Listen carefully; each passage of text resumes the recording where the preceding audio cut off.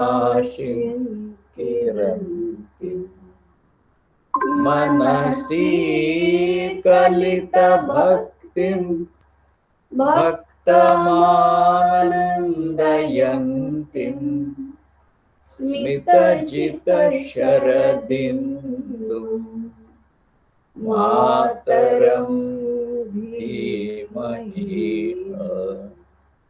तपनशकलकल्पं कल्पवृक्षोपमानं शरणागतजनानां तारकं क्लेशपाशात् हृदयकमलमध्ये स्थापयित्वेह मातुः विहितविविधकल्पम् पादपीठं भजामि पादपीठं स्मरामि पादपीठं नमामि। श्री श्रीमानंदमयी माँ की जय। श्री श्रीमानंदमयी माँ की जय।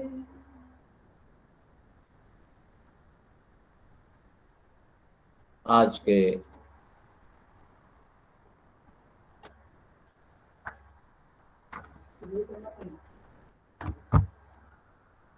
के वाङ्मयी माँ इस संकलन का हमें प्रवचन प्रारंभ करना है। इस वाङ्मयी माँ में अनेक प्रकार के विषय और वो भी बहुविध रीति से समाविष्ट किए गए हैं।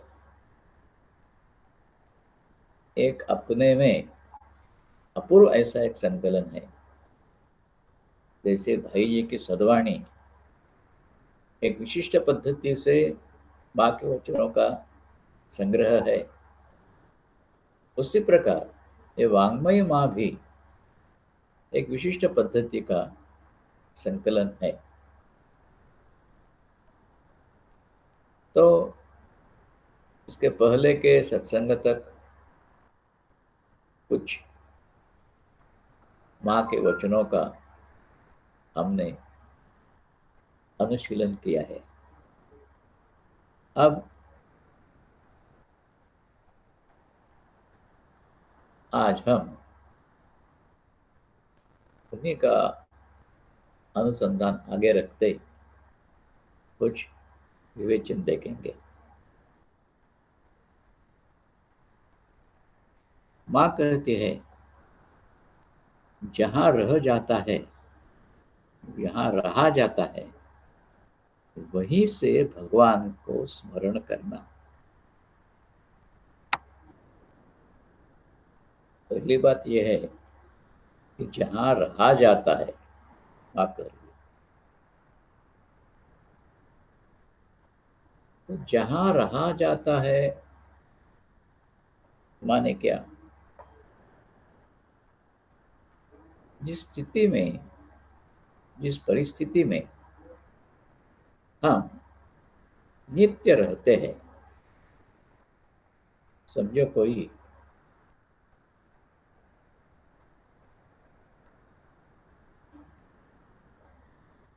अनेक लोगों के सहवास में बहुत बड़ा कुटुंब हो, ऐसा रहता होगा। कोई चंद आदमियों के साथ अथवा अकेला ही क्यों न हो रहता होगा। इस प्रकार कोई एकांत में रहता होगा तो किसी को अनंत लोगों से अनंत प्रकार से संबंध रखना पड़ता होगा।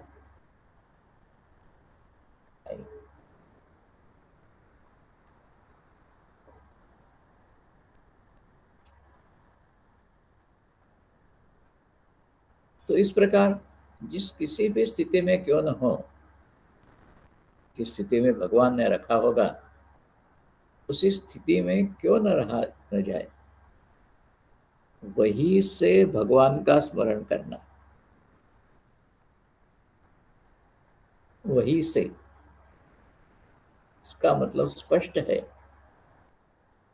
कि किसी भी स्थिति में मैं हूं, अगर ऐसा सोचूंगा कि बस मेरे लिए कुछ एक अलग कमरा चाहिए अथवा अलग स्थान चाहिए, वहां बैठकर मैं भगवान का नाम स्मरण करूंगा, ऐसा नहीं। वही से भगवान का स्मरण करना। यहाँ नामस्मरण का उल्लेख नहीं किया है। इसका मतलब है कि सिर्फ स्मरण करना, याद करना भगवान को, कुछ से मांगना नहीं, कुछ कहना नहीं, मन ही मन सिर्फ मां स्मरण करना। ये क्या विशेषता दर्शाता है? इस विशेषता को दर्शाता है कि ये भगवान का, उसके नाम का, तो अन्य किसी का कुछ भी यहाँ संबंध नहीं है। सिर्फ मां, बस भगवान का नाम, मन ही मन स्मरण, उसका उच्चारण भी नहीं। क्योंकि अपना अपना कर्तव्य कर्म करते करते करते एक बार क्यों न हो, मन ही मन उसकी स्मृति जागृत होनी चाहिए। मन ही मन उसके साथ संबंध रखना ही चाहिए।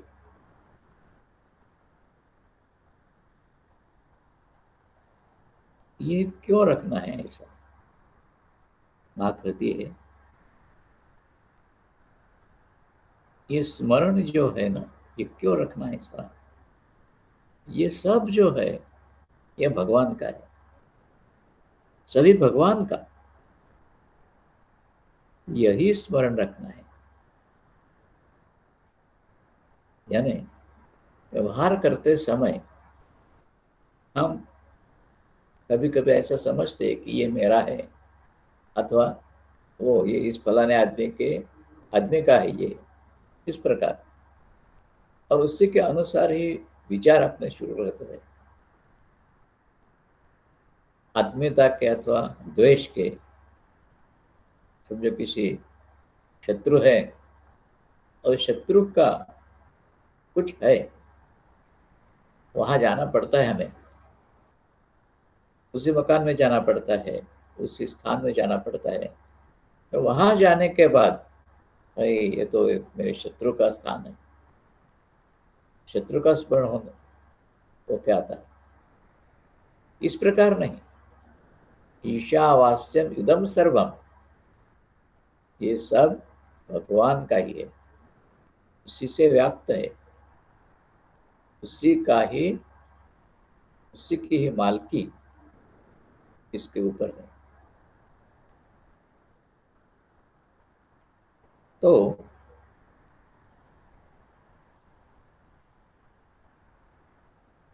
ये स्मरण तो रखना था। तो स्मरण क्यों रखना है? तो इसी से ये सब भगवान का है, इसी से एक भगवान का प्रेम जागृत होने लगता है। सिर्फ मन ही मन स्मरण किया और आगे अपना काम शुरू किया, ऐसा नहीं। उस स्मरण का नतीजा क्या होना चाहिए? उस स्मरण की वजह से भगवान का प्रेम धीरे धीरे क्यों ना हो, जागृत होने लगता है। कोई कहता है कि हम करते हैं ऐसा, लेकिन भगवत प्रेम जागृत नहीं होता है, सिर्फ यंत्रवत, मैकेनिकल, बीच बीच में भगवान माँ कुछ स्मरण करते हैं, लेकिन उसी से भगवान के प्रति प्रेम जागृत नहीं होता है। इसीलिए माँ कहती है, इसके लिए सर्वदा जप, ध्यान, सत्कथा, इसमें मन डुबा कर रखने की चेष्टा करना। सिर्फ स्मरण, इससे अगर प्रेम जागृत नहीं होता है तो साथ ही साथ जप, ध्यान और सत्कथा में मन डुबो कर रखने की चेष्टा करना।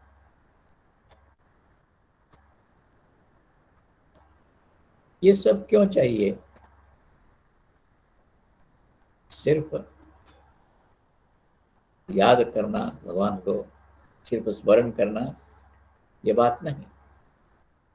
उसके नाम का जप यही करना चाहिए। फिर ध्यान, नाम के साथ साथ ध्यान भी करना चाहिए।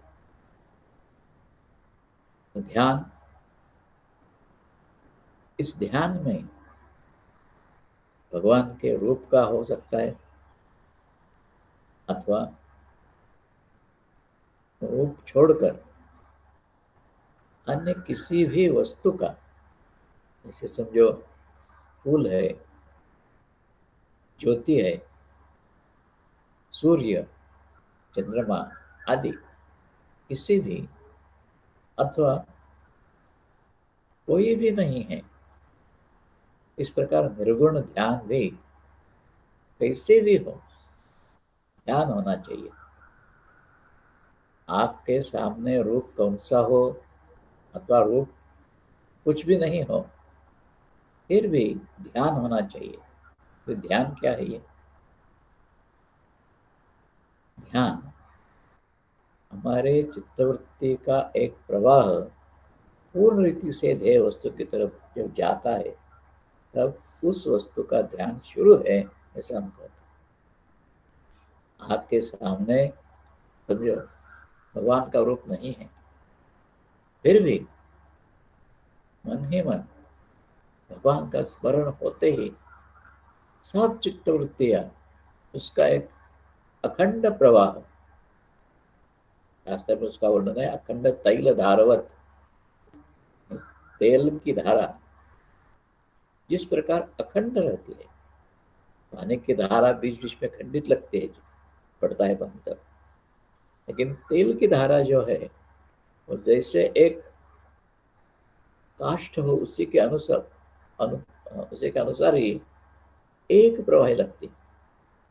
तो ऐसा चित्तवृत्तियों का ओघ अखंड तैल धारवत ध्येय वस्तु की तरफ जाता है, तब ध्यान शुरू हो रहा है, ऐसा कर सकते हैं। तो जब ध्यान, उसके बाद कहते हैं सत्कथा। 24 घंटा तो सतत राम राम राम राम जप नहीं कर सकते, ध्यानावस्था में भी उस प्रकार नहीं रह सकते, अपरिमित काल तक नहीं रह सकते। कुछ सीमित काल, परिमित काल में ही वहां हम रह सकते हैं। तो जितना समय जप में, ध्यान में हम अपने को आबद्ध करके रख सकते हैं, उतना करके उसके बाद जो समय रहता ही है, उसमें सत्कथा,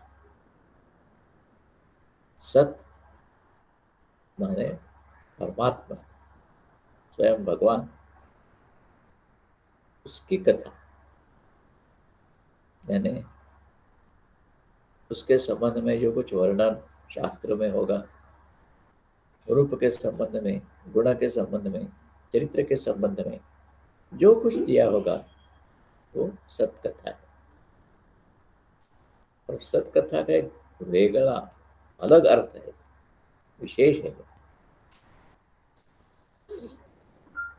सत नाम परमात्मा है, ये अर्थ तो हमने देखा ही। जिसे अस्तित्व है, एकमात्र भगवान को ही अस्तित्व है, उसके सिवाय किसी को अस्तित्व नहीं है, इसलिए सत का अर्थ परमात्मा। और कथा, कथा का अर्थ प्राकारांतरेण ऐसा किया जाता है। प्राकारांतरेण क्या है ये? देखो, इसे समझो। यथा शब्द है, यथा शब्द का अर्थ क्या होता है? ये न प्रकारेण, यथा, जिस प्रकार से। तथा का अर्थ क्या होता है? तेन प्रकारेण, उस प्रकार से। उसी प्रकार कथा, तेन प्रकारेण, किस प्रकार से, किस मार्ग से ये सत परमात्मा हमें प्राप्त हो जाए, वो सत कथा है।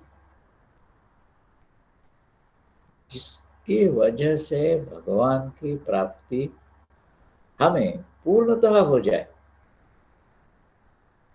उसी को सत कथा कहते हैं। तो यही सर्वव्यापक अर्थ है। क्योंकि किसी को भगवान के राम की कथा ही सतकथा लगेगी, ठीक है ही। कृष्ण कथा ये भी सतकथा ही है, भगवती की कथा ये भी सतकथा ही है।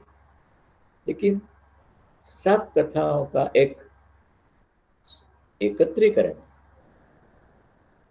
इस शब्द में होता है, किस प्रकारेण, केन प्रकारेण,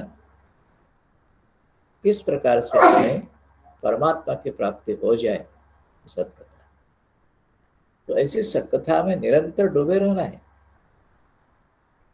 मन डुबा कर रखने की चेष्टा करना है। प्रयत्न तो करना ही है। एक ही क्षण में मन उसी में पूरी तरह से लगेगा ऐसा नहीं। सतकथा, उसका अनुसरण करते समय, अनुशीलन करते समय, स्मरण करते समय, सुनते समय, पढ़ते समय मन इधर उधर कहीं भी भटकता है अपना।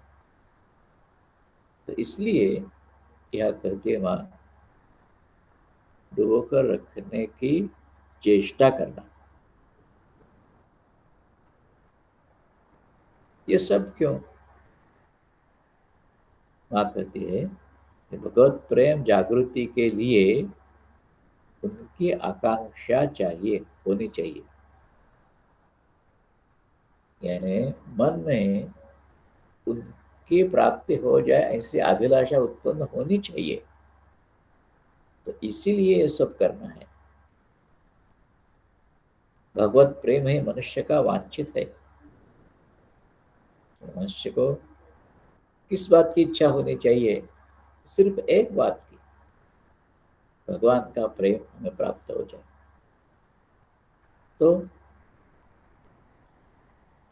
भगवत प्रेम मनुष्य का वांछित वांछित है, जिससे उत्पन्न वे ही माता पिता बंधु सखा स्वामी सब कुछ। देखो क्या क्या कह रहे हैं ये, कि जिन्होंने हमें उत्पन्न किया है वे ही माता है, पिता है, बंधु है, सखा है, स्वामी सब कुछ। उन्होंने जिनके भीतर से प्रकाश किया है, यानी हमारा प्रकाश, हमारा प्रकटीकरण जिनके द्वारा हो गया है,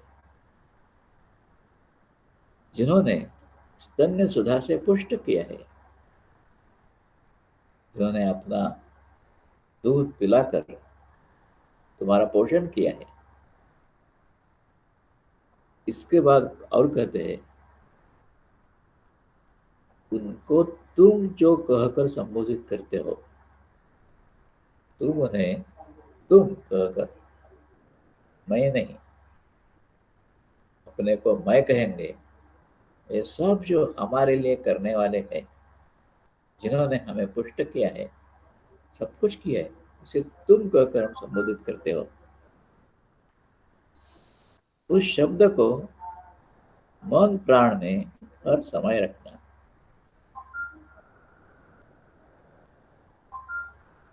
उसको हर समय मन प्राण में रखना।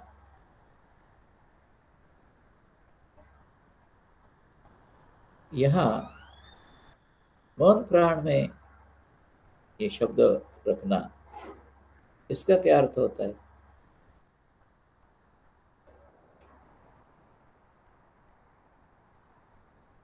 शब्द का मन में रखना समझ सकते हैं।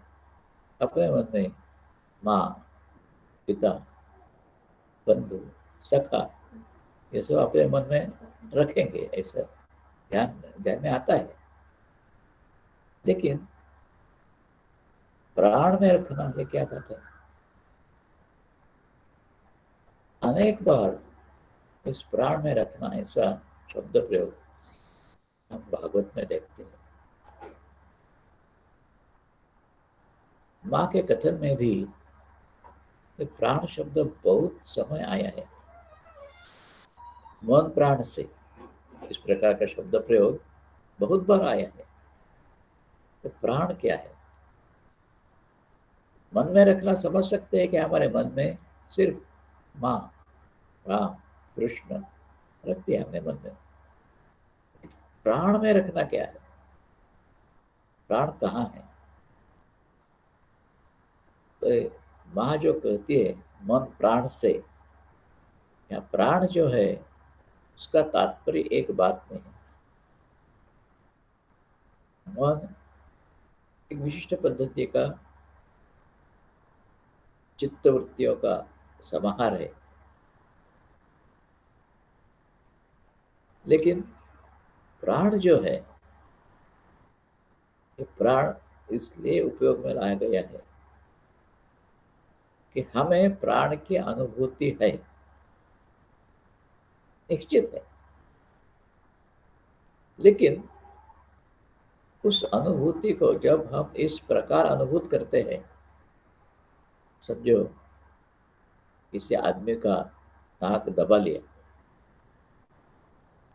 चटपटाएगा, अत्यंत व्याकुल हो जाएगा। अथवा उसका मस्तक पानी में डुबो के रखा,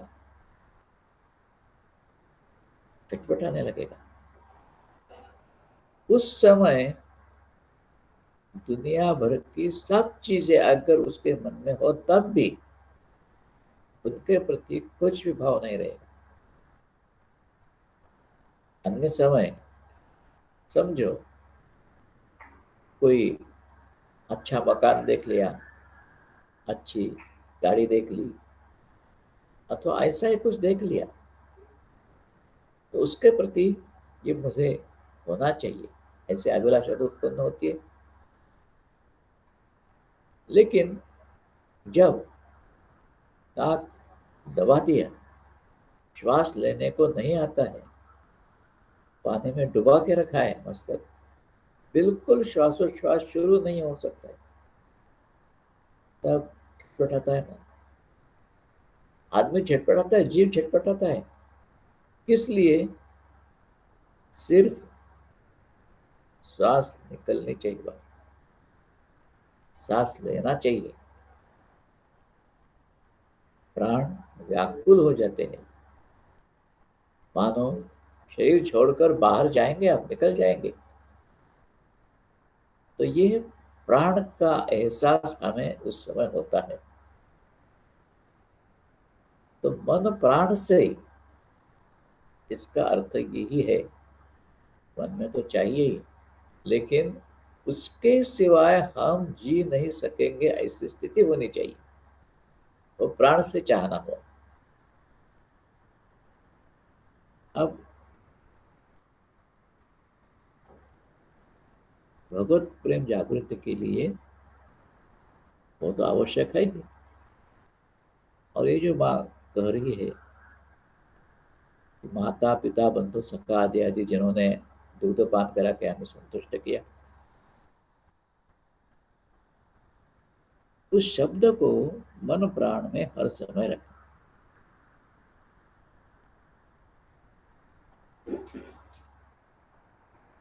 मन प्राण में रखना, इसका अर्थ हमने थोड़ा सा ऐसा देखा कि उसके सिवाय हम जी नहीं सकेंगे, इसी को प्राण में रखा। तो यहाँ किस प्रकार भावना होनी चाहिए? श्रीमद् भागवत के 5वें स्कंद में एक विलक्षण कथा बताई है ऋषभदेव की। ये ऋषभदेव जो है, ये आदि तीर्थंकर है जैनों के। इन्होंने ही ये पंथ शुरू किया है। तो जड़ भरत आदि जो है ना, भरत, ये इनके ही पुत्र है। एक बार उस भरत के साथ उसके कई संबंधी बंधु प्रयाग तीर्थ में सत्संग के लिए बैठे हैं। महापुरुषों का सत्संग शुरू है, बैठे हैं। वहां ये ऋषभदेव आके पहुंच गए।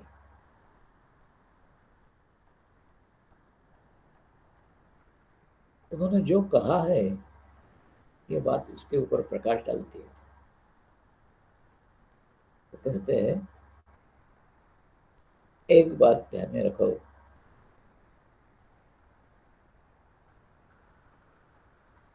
देखो, एक दृष्टि से सभा में सत्संग शुरू है, कोई महात्मा बोल रहे हैं, कोई सुन रहे हैं, उसमें किसी ने स्वयं उठकर खड़ा होकर अपना भाषण देना प्रारंभ करना, ये तो कोई ठीक बात नहीं है, शिष्ट सम्मत नहीं है ये। फिर भी ऋषभदेव वहां उठकर आए हैं और खड़ा होकर भाषण देने लगे।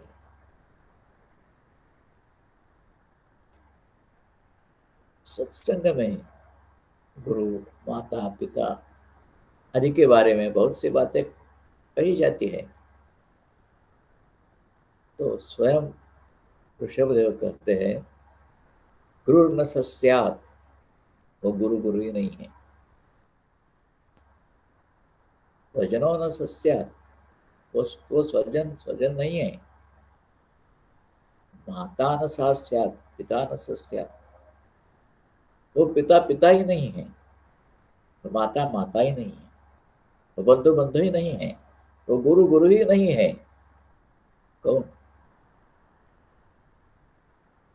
न मोचयेद्य संपत्ति मृत्यु, सामने आए हुए वृत्ति से जो छुटकारा नहीं दे सकता, वो गुरु गुरु नहीं है, वो पिता पिता नहीं है, माता माता नहीं है, स्वजन स्वजन नहीं है। असली तुम्हारा माता पिता स्वजन बंधु गुरु वो ही कि जो तुम्हें उपस्थित मृत्यु से छुटकारा दे सकता है। सो यही माँ कर रही है कि जिससे उत्पन्न वे ही माता पिता बंधु सखा स्वामी सब कुछ, उन्होंने जिनके भीतर से प्रकाश किया है। अजोदेव जो कहते हैं, उसका ही एक स्पष्ट विवरण यहाँ कर रही है माँ। उन्होंने प्रकाश किया है। असली ये पिता, ये माता, ये गुरु, ये जो प्रकाशित हुआ तुम्हारे अंदर से, वो इसका का उल्लेख कर रही है। अब आगे कहते हैं, अभय की शरण लेना। शरण लेना माने आश्रय लेना। तो किसका आश्रय करना? तो अभय का, जहां भय नहीं है, निर्भयत्व है, उसी का आश्चर्य करना।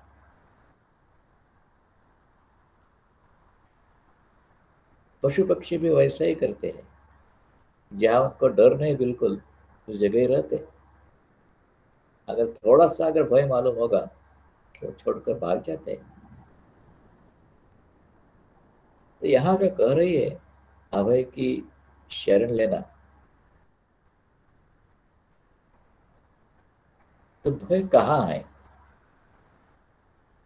यहाँ शरण नहीं लेना है, इसका आश्रय नहीं करना है, ऐसा भय है का?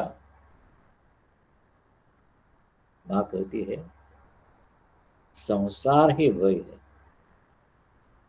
पूर्ण संसार जो है ये भयान्वित है।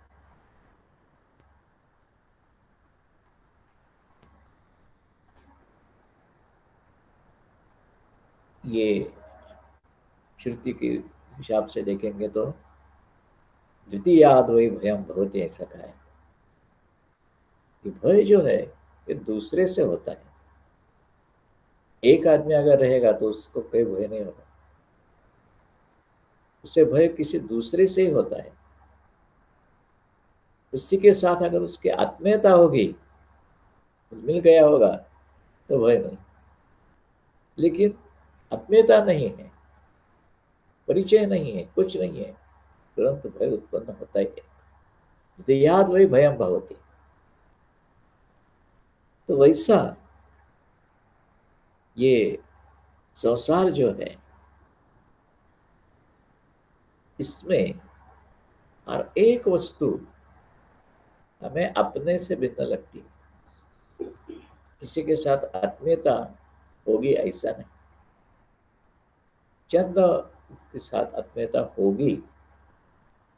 जैसे समझे माता पिता है, कोई अपने परिचित पुत्र है, पत्नी है, आदि आदि।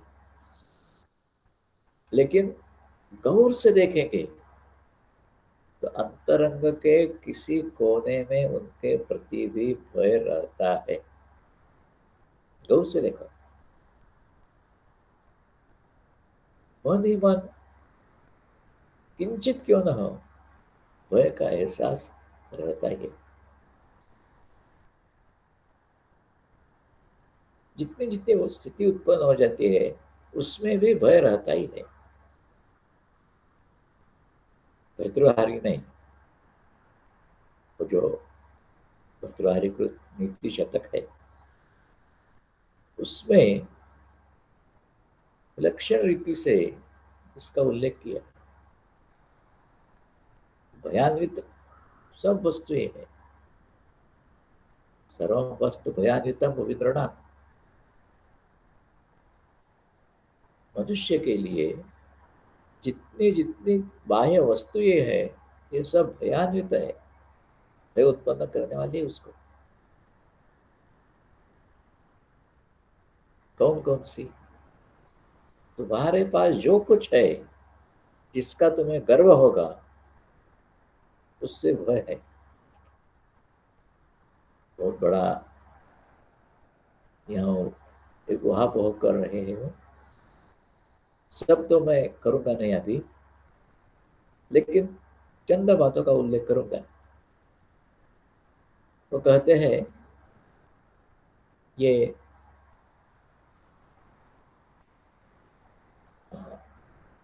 माने दैन्य भयम,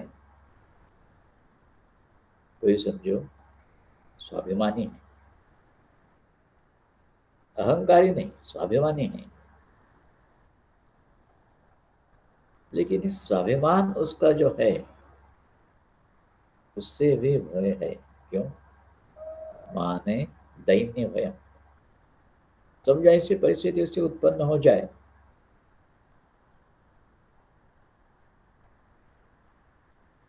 कि उसे दैन्य उत्पन्न हो जाएगा, दीनत्व उत्पन्न हो जाएगा।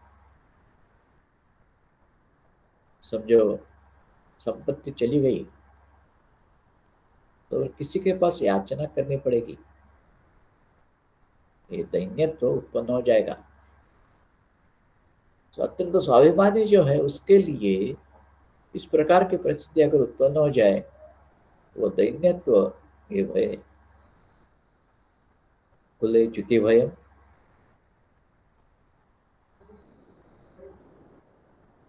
अत्यंत उत्कृष्ट कुल है, प्राप्त हुआ है, सर्वश्रेष्ठ कुल में जन्म मिला है, लेकिन च्युति भय, उसमें भी कोई ऐसा उत्पन्न होगा कि वो कुल की परंपरा पूरी नष्ट कर देगा, उसका भी अनुमान नहीं हो सकते। वित्ते नृपालाद भय, बहुत संपत्ति का संग्रह किया, लेकिन राजा के द्वारा वो संपत्ति हरण की जा सकती है, ले जा सकती है।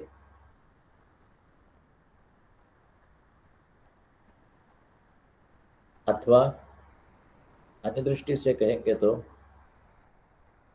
जो कुछ तुमने कमाया है उसी के ऊपर राजा के द्वारा कर लगाया जा सकता है, वो कर द्वारा राजा के पास पहुंचाना पड़ता है। वित्तीय नृपालाद भय आदि अनेक बातें दी है, और तत्वगत्वा कहते हैं सर्वम वस्तु भयान्वितम भूमिन्द्रनाथ, इस दुनिया में जितनी वस्तुएं हैं वो सब इस प्रकार भयान्वित है, भय है उसमें। फिर वैराग्य में वह भय, किसी के प्रति भी अंतरंग में इस प्रकार की भी अभिलाषा नहीं रखना, उसी से पृथक रहना, अलग रहना, किसी के साथ भी आत्मीयता का संबंध जुड़ाना ही नहीं। ऐसा अगर हो जाएगा, वैराग्य अगर उत्पन्न हो जाएगा, वैराग्य है क्या? विगत राग विराग, उसी का ये भाववाचक नाम वैराग्य होता है। तो विगत राग, जिसके प्रति का अपना प्रेम पूरी तरह से चला गया है, वो विराग है। उस प्रकार की वृत्ति को वैराग्य कहते हैं। वैराग्य मेवा भयम, सिर्फ एकमात्र वैराग्य ही निर्भय को बनाता है। एक बड़ा सुंदर उदाहरण दिया है इसके लिए। वैराग्य मेवा भयम, सिर्फ वैराग्य ही अभय कैसे है? तो उदाहरण दिया है कि एक साधु पहनने के लिए वस्त्र भी नहीं है, इस हेलकोटी पहन के बैठा है, धूप आ रही है, उस धूप में अपने को ये ठंडी से बचाव कर रहा है, बैठा है धूप में, शांत है, स्तब्ध है। वहां से उस राज्य का राजा जा रहा है, जाड़े के दिन है इसलिए सब ऊनी कपड़े पहने हैं, शाल पहनी है, टोपी पहनी है। और उसके ध्यान में जब आया कि ये बूढ़ी व्यक्ति, कुछ नहीं इसके पास, फटे पुराने कपड़े पहने हैं, और ऐसी ठंडी में सिकुड़ कर धूप में अपने को गर्म करने की कोशिश कर रही, उसे दया आ गई। मेरे राज्य में ऐसा दैन्य होना नहीं होना चाहिए। इसलिए उसने जो शाल ओढ़ी थी वो शाल निकाली और इस बूढ़े को दे दी। हाथ से उन्हें कहा नहीं नहीं नहीं नहीं।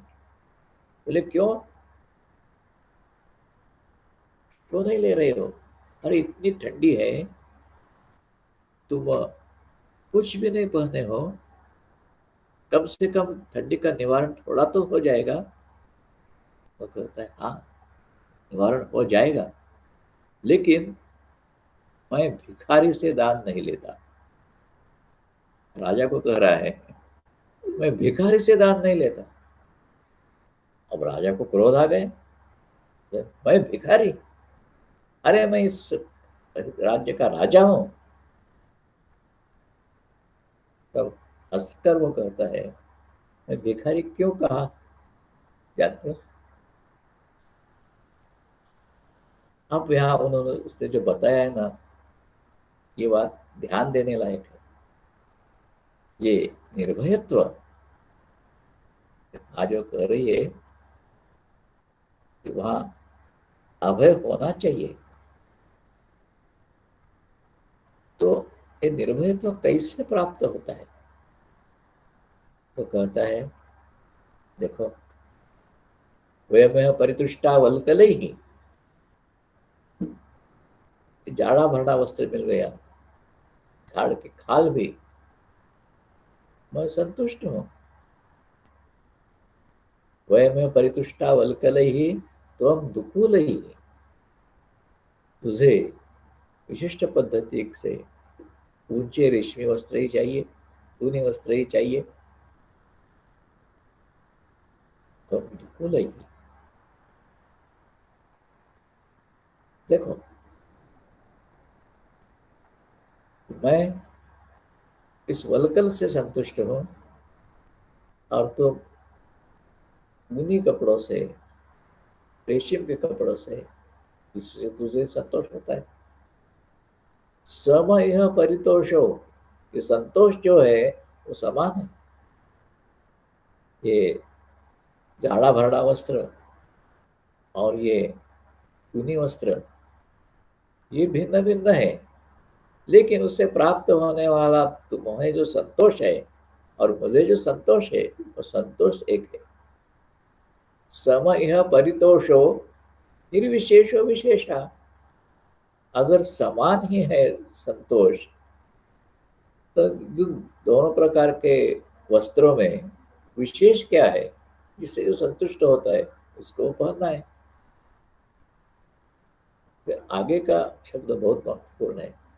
वो कहता है, तुझे दरिद्री कहा ना मैंने,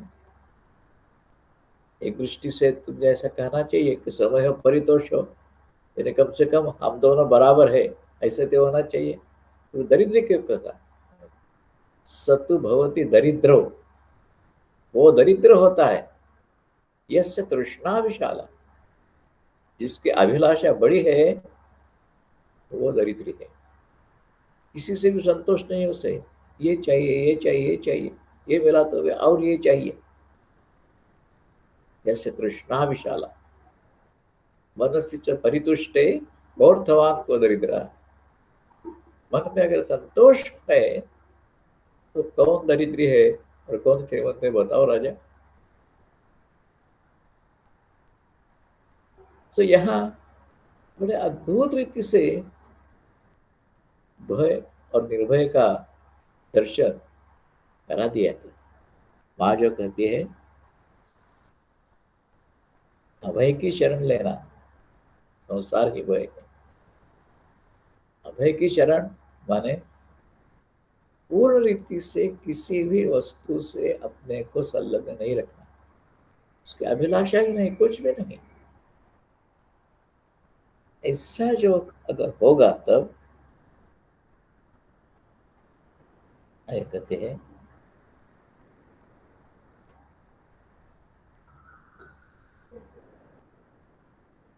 चारों ओर मन न देकर एकाग्र बना,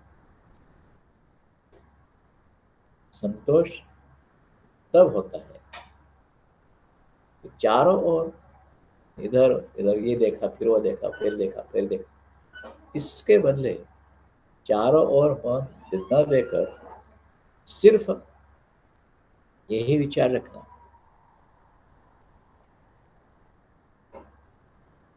एकमात्र भगवान का आश्रय ग्रहण करने की चेष्टा, ये कर्तव्य है। जितना इष्ट मन में रखोगे उतनी निष्ठा बढ़ेगी। एक एक एक एक प्रैक्टिकल बात अपना बता रही कि तुम जितना जितना अपने मन में इष्ट रखो।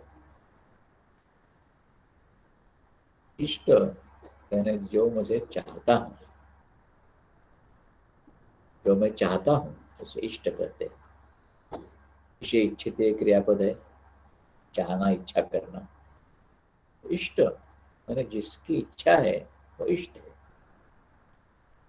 तो जिस प्रकार की इच्छा मैं करता हूँ उसी के अनुसार ही ये बढ़ता रहेगा, निष्ठा बढ़ती रहेगी।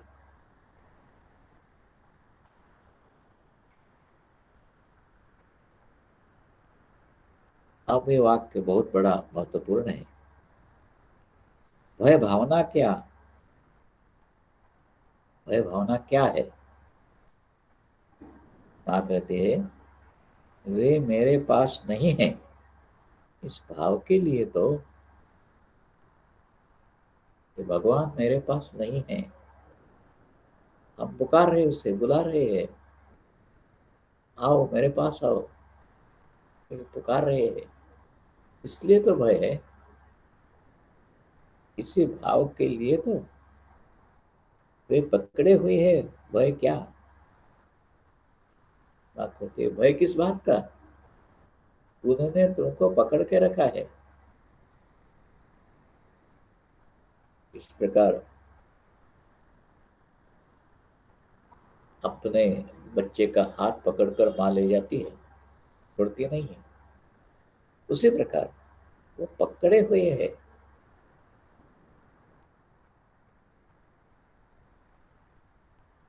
और साथ ही साथ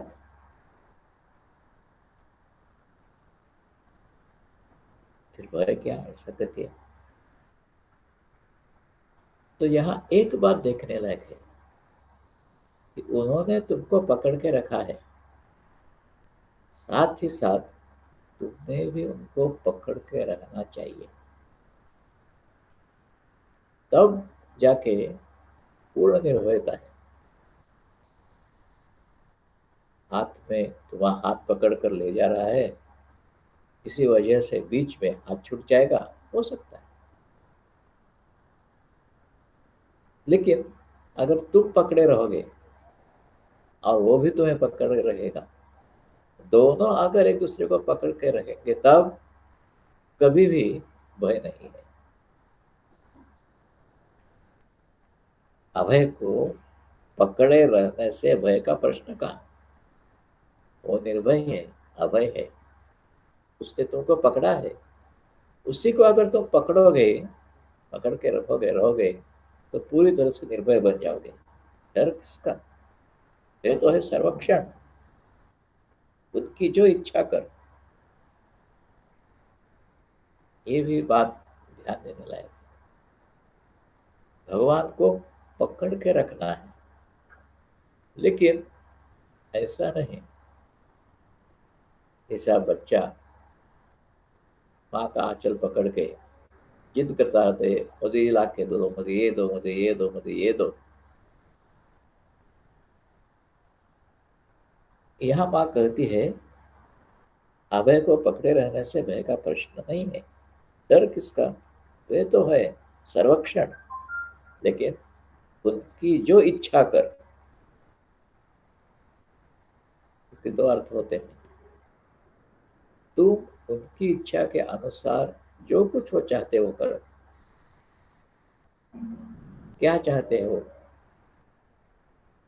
हमें अनेक प्रकार के सदग्रंथों में ये मिल जाता है कि भगवान क्या चाहते हैं। जैसे भगवत गीता है, किस प्रकार बर्ताव करना, किस प्रकार कहना, बोलना, सब बताए है। तो ये सब उनकी जो इच्छा वो कर, वो जो करते हैं सब ये मंगल के लिए, ये याद रख। कभी कभी ऐसा होता है कि आप सोचते हैं कि ये ठीक नहीं है, इससे मेरा नुकसान हो रहा है, इसलिए हम अलग इच्छा रखते हैं। ऐसा नहीं। और एक समय ये बात ध्यान में रखना कि वो जो करते हैं मंगल के लिए करते हैं।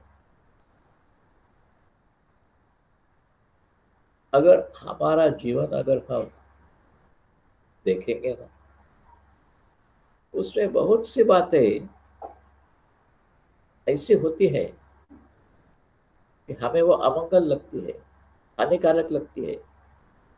ये हमारे जीवन में नहीं होना चाहिए, ऐसा हम सोचते हैं।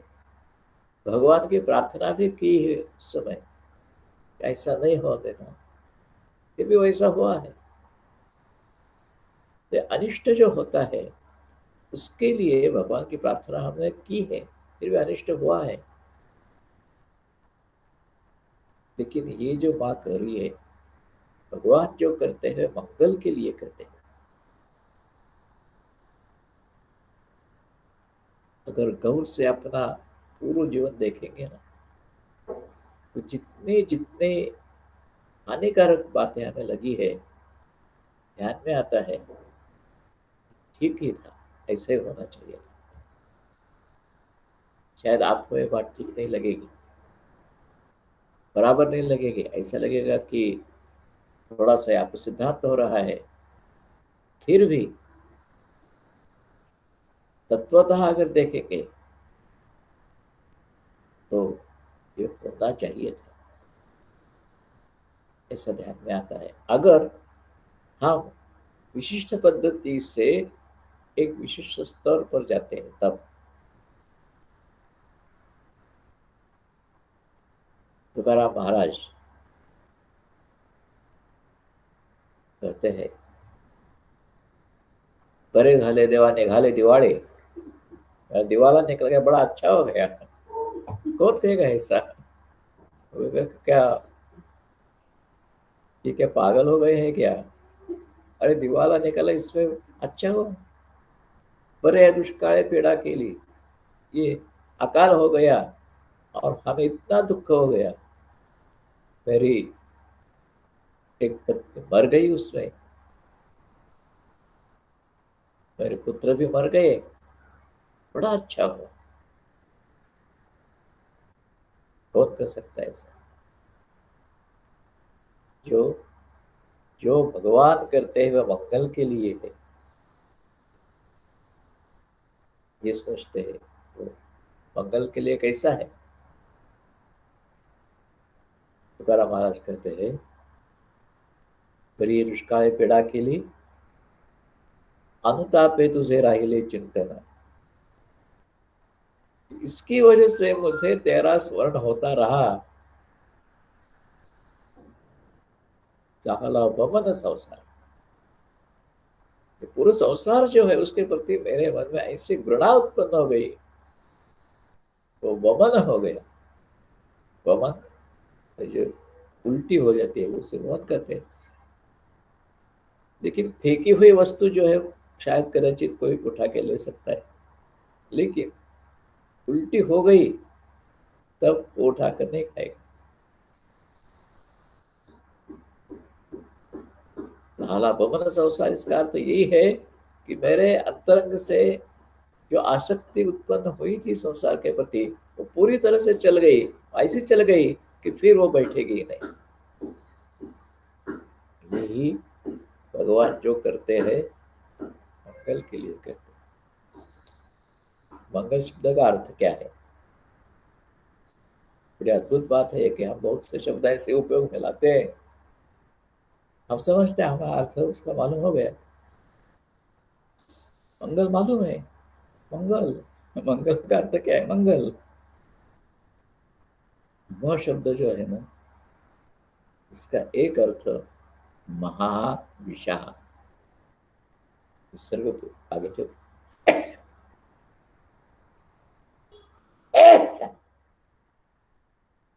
आगे जो विसर्ग रहता है महा, उसका अर्थ होता है विषा। तम गलितम यस्मात् तस्मात् मंगलम। संपूर्ण विश्व, ये विषय रूपी विश्व, पूरी सृष्टि विषयों से भरी ही है। शब्द स्पर्श रूप रस गंध, इनके एक एक विषय इसमें पूरे पूरे को भरे हैं। इसी इसी में मैं आबद्ध हूँ। लेकिन ये आसक्ति पूरी तरह से हट गई मेरी। कितना मंगल किया है भगवान। जाला पवन संसार। इसलिए भगवान जो करते हैं मंगल के लिए करते हैं। इस प्रकार का भाव अगर मन में रहेगा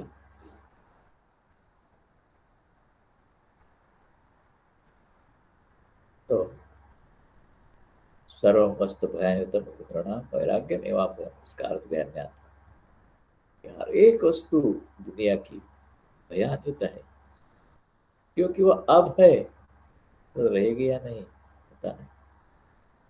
मेरा स्वामित्व है अब इसके ऊपर, दूसरे किसका स्वामित्व इसके ऊपर पता नहीं। इसलिए सब भयान्वित है। वैराग्य में वहां है, एकमात्र वैराग्य ही अभय है, निर्भय है।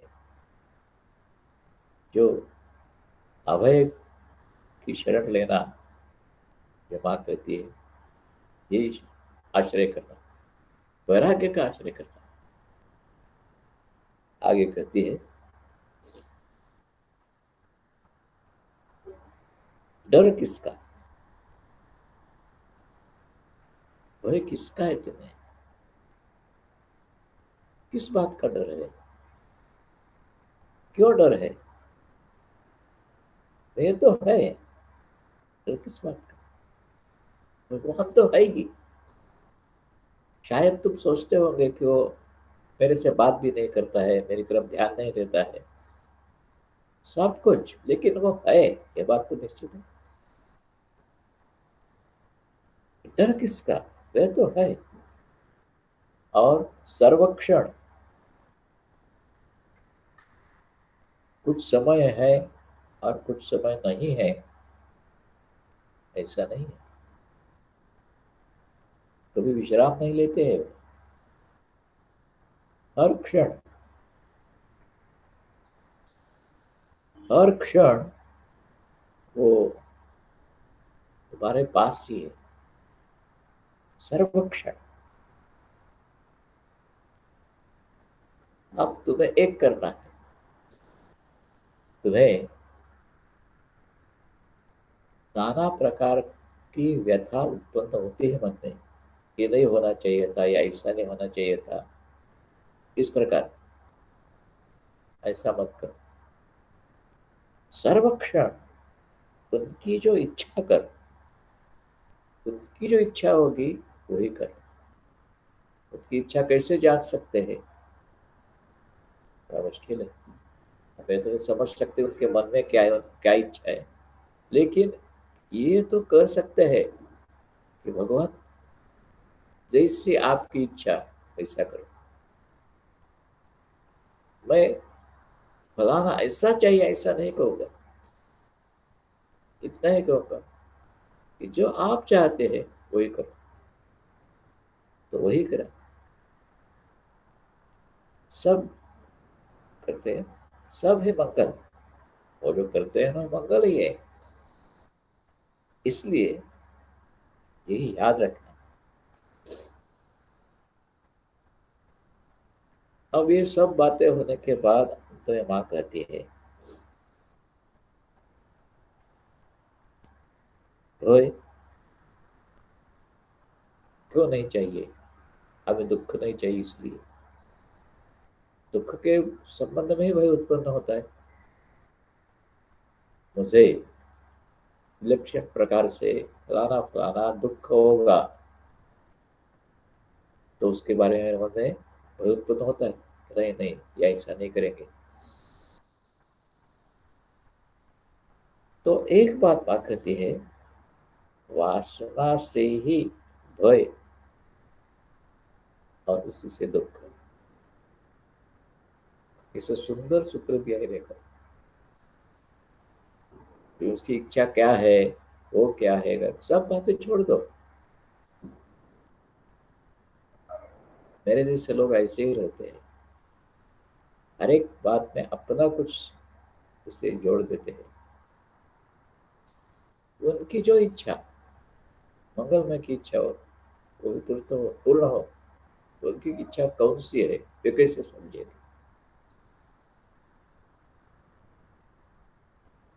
इसलिए माँ कहती है, एक सूत्र तुम अपने मन में सोचो, वासना के द्वारा ये है या नहीं। मैं ये चाहता हूँ, मुझे ये चाहिए, इसलिए मुझे ये चाहिए, ये वासना है। तो ये वासना जो है, ये ही भय है। क्यों? भय क्यों? जो मैंने मन में ये ठान लिया, कुछ नहीं, ऐसा इतना बड़ा महल बनाऊंगा, तो वासना है, मेरी इच्छा है। लेकिन इससे इससे भय, कैसे भय? भय तो भय कुछ नहीं है। बड़े आनंद से मैं रात भर उस महल के सपने देखते देखते बिताता, तो भय कहाँ है? वह आगे कहती है, वासना से ही भय और दुख। क्योंकि रात भर सपने देखे महल के, जागृति में आने के बाद कुछ नहीं है, एक झोपड़ी में रह रहा हूं मैं, दुख उत्पन्न होता है तुरंत। वासना से ही भय और दुख। भय उसे कहते हैं कि जिसकी वजह से हमें दुख प्राप्त होगा, वही भय है।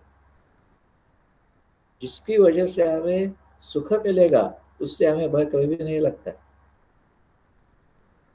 तो कितने अद्भुत रीति से वाक्य के शब्द है, देखो, वासना से ही भय कि दुख।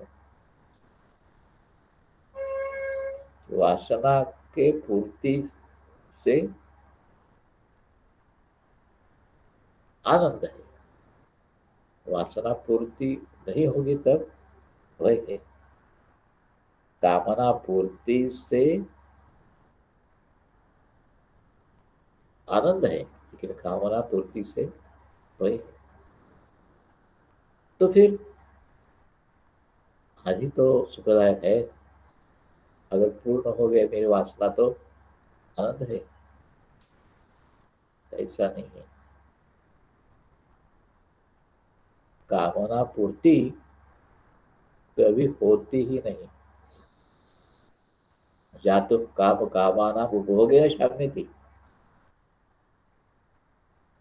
जो कामना मन में उत्पन्न हो जाती है ना, वो कामना पूर्ति से वो नष्ट नहीं होती। तब जो मेरे मन में इच्छा बहुत उत्पन्न हो गई कि लड्डू खाना है, खाया, दो खाए, चार खाए, लेकिन इससे तृप्त नहीं हुआ है। अभी पेट में जगह नहीं एक तनिक भी तल जाने की, लेकिन वासना तो वैसी ही रही है, और वो लड्डू चाहिए मुझे। तो ये जो होगा, न जातु काम कामाना उपभोगे न शाम्य थी। उपभोग से मन में उत्पन्न हुई कामना कभी तृप्त नहीं होती। हविष्या कृष्णवर्त में वो भूय हुआ भी वर्धते। जैसे अग्नि प्रज्वलित किया है, उसी में घी की आहुति दे रहे हैं, जैसी जैसी आहुति देंगे वैसे वैसे वो और प्रज्वलित हो जाता है, क्षमता नहीं है। उसी प्रकार तुम्हारे मन में जो अभिलाषा उत्पन्न होगी, उसकी पूर्ति के द्वारा अभिलाषा फिर जागृत हो जाती है। तो इसलिए वासना से ही भय दुख। तो इसके बाद बात होती है,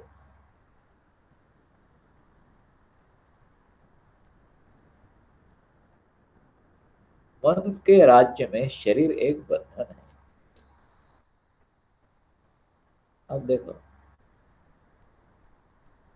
ये सब जो भय अभय इसका विवेचन हुआ अभी तक।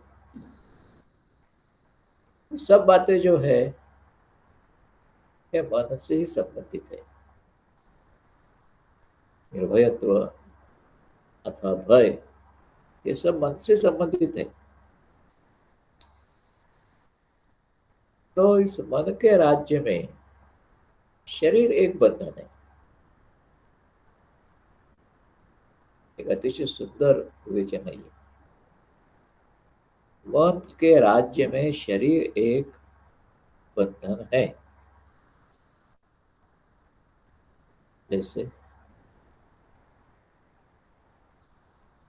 गीता जी में कहा है ना, मन एव मनुष्याणाम कारणम बंध मोक्षयो। मन के द्वारा ही बंधन प्राप्त हो जाता है और मन के द्वारा ही मुक्ति प्राप्त हो जाती है। ये मन ही तुम्हें बंधन में डालता है अथवा बंधन से छुटकारा ले देकर मुक्त भी कर सकता है। तो ऐसा क्यों होता है? मन स्वतंत्र रीति से काम नहीं करता है। अपना शरीर जो है, शरीर के द्वारा मन काम करता है और ये शरीर ही एक प्रकार का बंधन है। मन में जो आता है उसी के अनुसार अनुकूल अथवा प्रतिकूल शरीर का ये स्थिति होगी। इसी से मन के स्वातंत्र्य को बंधन आता है। इसे समझो। अभी मेरे मन में आया कि हमारे दोस्त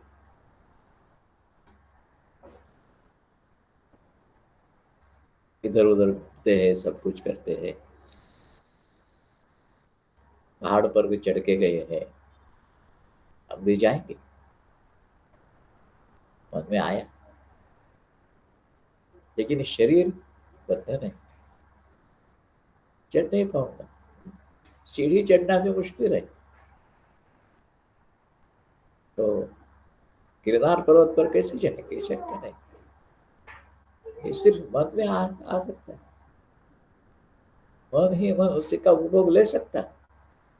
सब कुछ हो सकता है, लेकिन शरीर बंधन है उसके लिए। नहीं तो मन में आई हुई हर एक बात पूर्ति हो सकती थी। शरीर उसका बंधन है। इसीलिए ये जैसी बात उसी प्रकार साधना के संबंध में ही मन निश्चय करेगा कि मैं जितना हो सके भगवत स्मरण करूंगा, नाम जप करूंगा, नाम स्मरण करूंगा। फिर थोड़ी देर में ध्यान में आता है मेरे पाँव दुख रहे हैं, पीठ दुख रही है, थोड़े इधर उधर होना चाहिए, फिर इस जगह ने अन्य जगह जाके आना चाहिए, घूमना चाहिए, फिरना चाहिए। इस प्रकार मन में जितने जितने संकल्प उदित होंगे, उन्हें संकल्प विकल्पात्मक ही है। व्याख्या वही है, संकल्प विकल्पात्मको मन। संकल्प विकल्प ये मन का स्वाभाविक है, लेकिन इस शरीर की वजह से वो अगर कुछ संकल्प करेगा तो उसे विकल्प करना ही पड़ता है। ये बंधन है मन का। मन अंतर्मुख होना चाहने पर भी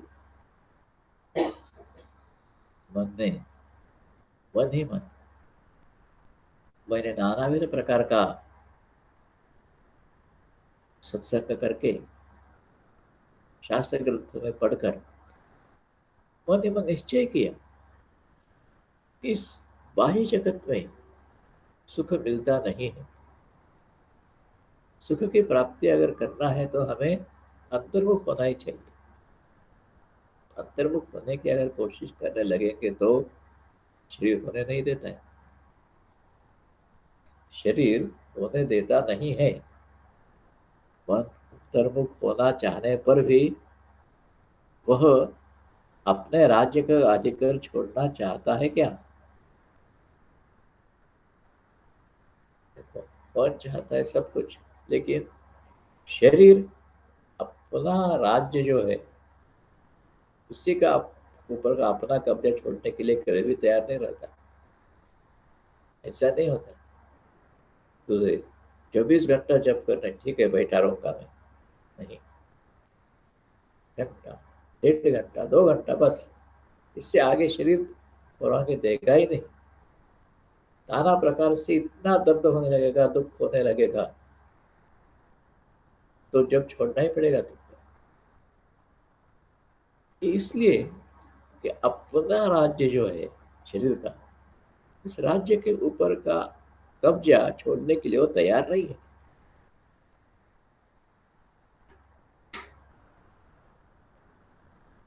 तो इसमें क्या बदलता है, क्या बिगड़ता है?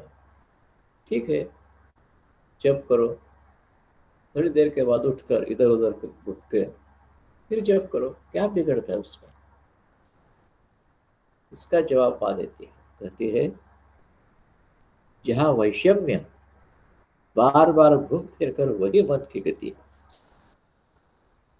वैषम्य यानी, समझो, मैं जब करना चाहता हूँ, नामस्मरण करना चाहता हूँ, तो नामस्मरण करते समय एक विशिष्ट दृष्टि से मेरे मन में कुछ भाव आते हैं। भगवान का वही रूप मुझे अच्छा लगता है, वही सामने आता है, मन में वही छवि उठती है, सब बातें होती है। लेकिन इसमें शरीर नहीं रमता है। नहीं नहीं, ये नहीं, दूसरा कुछ इसके मन में आता है। ये ऐसा जब नहीं करना है कि फलाना फलाना दृश्य मैंने देखा था पूर्व में, वही मन में आता है। उसी के लिए ही मन को जबरदस्ती दूसरी तरफ खींचा जाता है। तो ये सब शरीर करता है। एक विलक्षण सिद्धांत है, ये ध्यान में रखना कि मन शरीर को खींचता नहीं है, शरीर मन को खींचता है। वो ऐसी वैषम्य की तरफ ही खींचेगा। वैषम्य यानी विपरीत अवस्था, कि मैं जब करना चाहता हूँ, तब्द हूँ, शांत हूँ, एक एक एक एक जब शुरू है, लेकिन बस उस पर दूसरा रहने नहीं देगा शरीर। ऐसे दर्द के में ऐसा दर्द महसूस होगा कि मुझे उसमें रस आएगा ही ना मुझ में। ये वैषम्य की तरफ खींचना है शरीर, यही बात कहती है। जहाँ वैषम्य, बार बार घूम फिर कर वही मन की गति, बार बार ये होने के बाद मन को बाध्य होकर उसकी तरफ ही जाना पड़ता है। इसलिए केवल स्मरण करना क्या है, कुछ भी हो, लेकिन भगवान का स्मरण, नामस्मरण छोड़ना नहीं। कितनी तरफ से भी दूसरा खिंचाव मन में उत्पन्न हो जाए, कितनी तरह भी दर्द हो जाएगा, कुछ भी होगा शरीर को, फिर भी इस नामस्मरण जो है, स्मरण जो है, इस स्मरण को शरीर कुछ नहीं कर सकता। ये बड़ी अद्भुत और पते की बात है।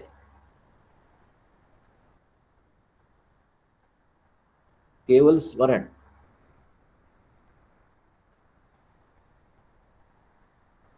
किस बात का स्मरण? इस बात का स्मरण, तुम ही अंतर बाहर,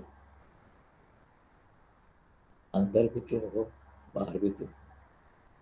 मेरे अंतरंग में तुम बैठे हो, और बाह्यता ये सब जो देख रहा हूँ, ईशावास्य विदम सर्वम, ये भगवान तुम्हारा ही रूप है। इस रूप में तुम हमारे सामने आए हो, अभाव में, यानी जो कुछ नहीं है उसमें भी तुम हो। ये बात समझ में थोड़ी कठिन लगती है। हाँ ये सब है उसमें तुम हो, बात ठीक है, कि जो नहीं है उसमें भी तुम हो कैसे? अभाव में। ये तर्क विसंगत बात नहीं है। तर्क में नानाविध प्रकार के जो प्रमाण दिए जाते हैं ना वस्तु सिद्धि के लिए, उसमें अनुपलब्धि एक प्रमाण दिया जाता है। ये समझो किसने कहा कि देखो यहाँ मैं ये 1 रुपया देख रहा हूँ, इसलिए रुपया है। लेकिन अभाव, ये कैसा प्रमाण होता है? कोई अगर ऐसा कहेगा कि यहाँ रुपया नहीं है, यहाँ नहीं इसका मतलब कहीं तो है, इसलिए वो कर रहा है यहाँ नहीं है। इसलिए अनुपलब्धि प्रमाण होता है वस्तु सिद्धि का। तो ये थोड़ी जटिल बातें हम छोड़ देंगे। लेकिन यहाँ बात जो कहती है, तुम ही अंतर, तुम ही बाहर, अभाव में, इसी स्वरूप में, सर्वावस्था में,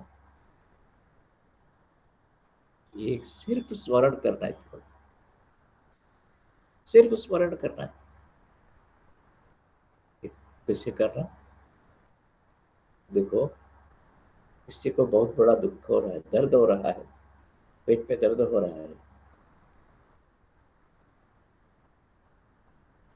और जो कुछ उससे अच्छा लगता था, गाना सुनना, ये करना, कोई अच्छा नहीं लगता है, फिर भी वो कहराता रहता है, आई आई गो, आई आई गो, ये कहते हैं। स्मरण रखना उस समय, सर्वावस्था में उसी का स्मरण रखना, वो रह सकता है। इतना भी नहीं, तुम्हें अगर ठीक ढंग से आदत है तो ऐसी स्थिति में पहले भगवान का स्मरण होता है। ये जो भागवत में विजय मोक्ष की कथा आप लोगों ने जो देखी है, उसमें कितने तरह से वो प्रयत्न करता है, कैसा था, कितना मदमस्त था, और जब सब चले गए, हाथी भी चले गए, सब हथिनी में चली गई, बच्चे भी चले गए, और अकेला अपना पाव छुड़ाते बैठा है। वही कहता है, बुद्धि विकुंठिता अनाथ समाप्ता मम युक्तया। मेरी बुद्धि कुंठित हो गई, मेरी सब युक्तियां समाप्त हो गई। कितना भी उपाय करने की कोशिश में करूं तो निष्फल ही होता है। नान्यत् किंचित विजाना में। अब मेरे ध्यान में एक बात आ गई है, नान्यत् किंचित विजाना में, सिर्फ जाना भी नहीं कहा, जाना, शिष्ट ज्ञान, विज्ञान, यानी साक्षात्कार युक्त ज्ञान जो है इसे विज्ञान कहते हैं।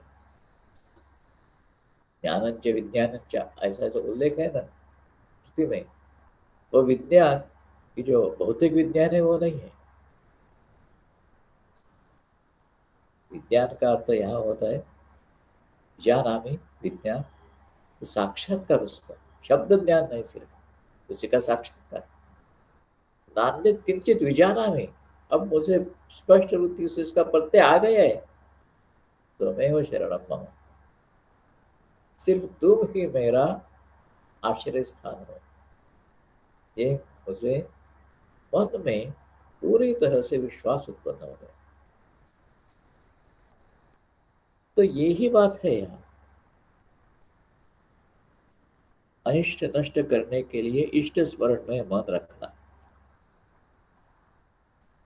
जितना कुछ अनिष्ट है, मैं जो नहीं चाहता हूँ, मेरे लिए जो इष्ट नहीं, हितकारक नहीं है, उसका अगर नाश होना है तो इष्ट का स्मरण मन में रखना। एक दृष्टि से आज जिसे हम पॉजिटिव थिंकिंग कहते हैं, वही है ये। जो चाहिए उसका स्मरण। जो मैं नहीं चाहता, ठीक है, रहने दो। है वो स्थिति, वो ठीक है, रहने दो। लेकिन मैं वो नहीं चाहता, मैं चाहता हूँ ये। इस प्रकार इष्ट स्मरण में मन रखना।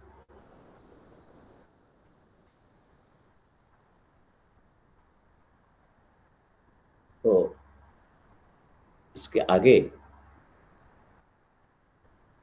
अब जो 20 मिनट रहे हैं, अगर किसी को कुछ शंका है, प्रश्न है, तो उसके लिए रखेंगे। अगर नहीं है तो यही